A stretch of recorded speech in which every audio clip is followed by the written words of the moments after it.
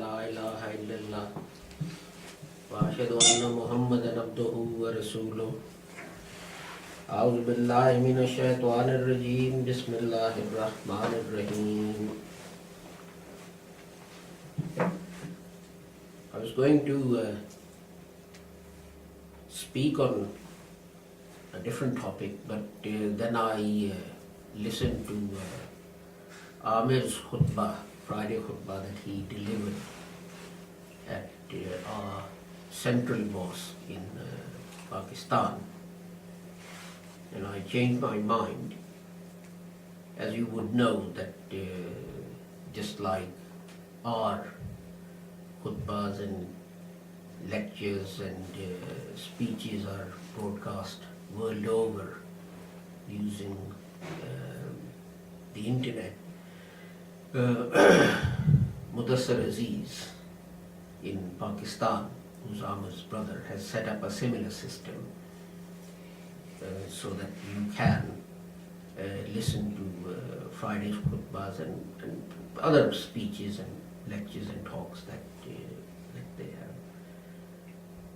And his today's khutbah was very interesting, because what happened was that there is a website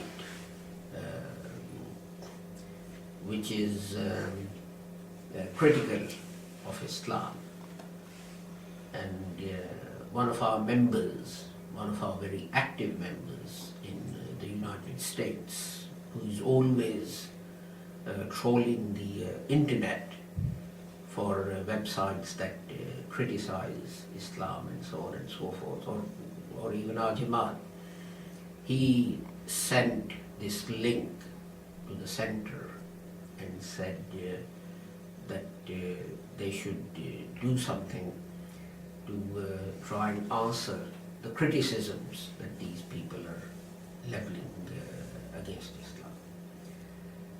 And the first criticism was that the Holy Quran was not preserved in the form of a written book during the life of the Holy Prophet Muhammad sallallahu alaihi wasallam, and Muslims were challenged to prove from the Holy Quran itself that it's a divinely inspired book and that it was preserved at the time of the Holy Prophet Muhammad sallallahu alaihi wasallam. Now, I mean, Amr gave a very good khutbah on this topic, and I'm not going to repeat what he said. But what made me smile was that this is actually our challenge.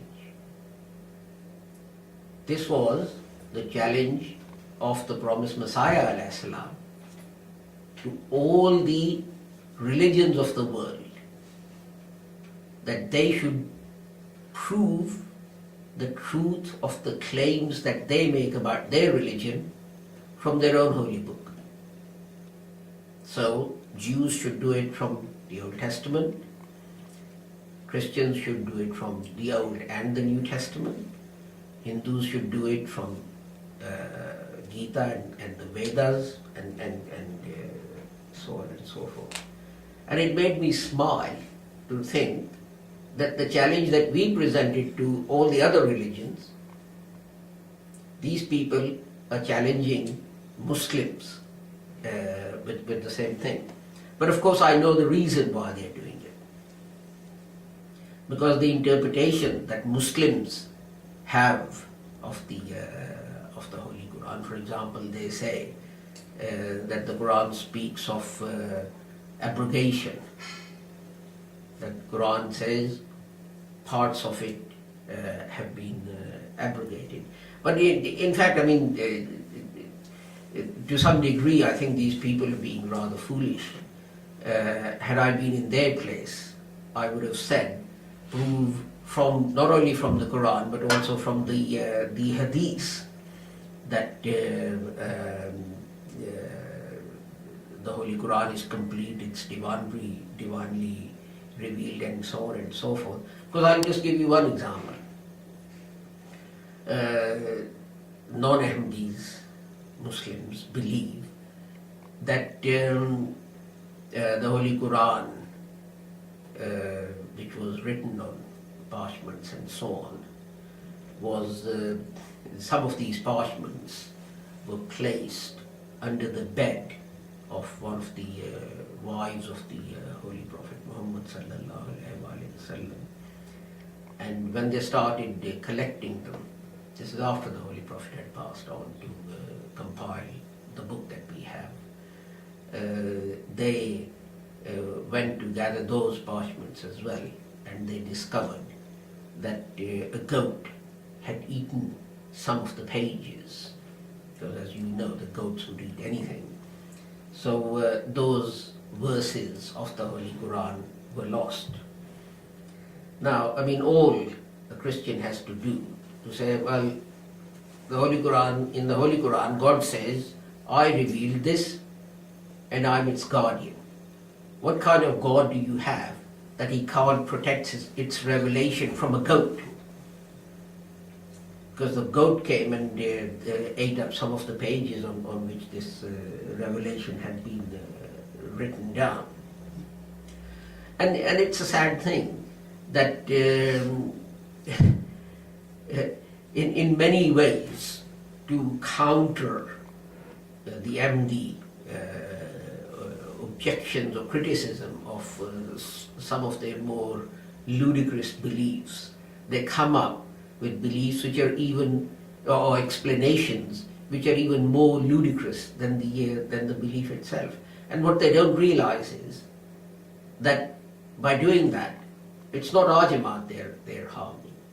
It's Islam and the Holy Quran that comes under attack from non-Muslims.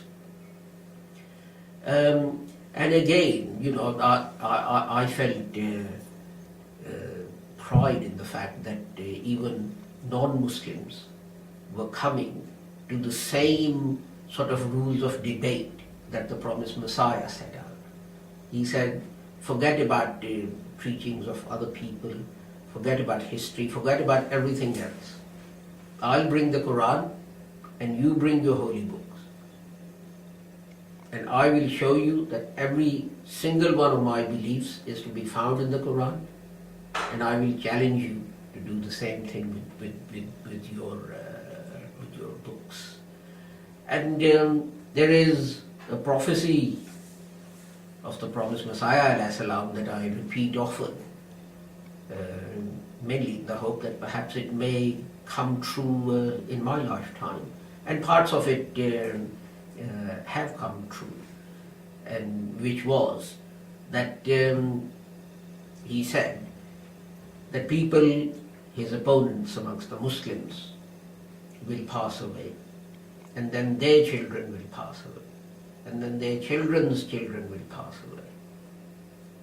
And when their children are born, they will start to forsake the beliefs of their fathers and forefathers, and whether they accept his claim to being the promised Messiah or not, they will have to accept his interpretation and explanation of Islam if Muslims and Islam are to survive.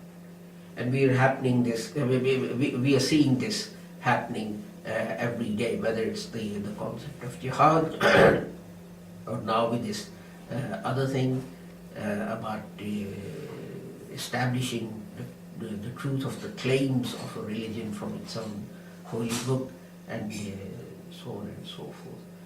But what concerns me is this, that knowing these things, it's our duty to go out and propagate this message to Muslims and non-Muslims alike, because we will be held to account in a much greater degree by Allah on the Day of Judgment, because He will say, they did not know, but you knew, so why didn't you do anything about it? So inshallah, on a different topic next week.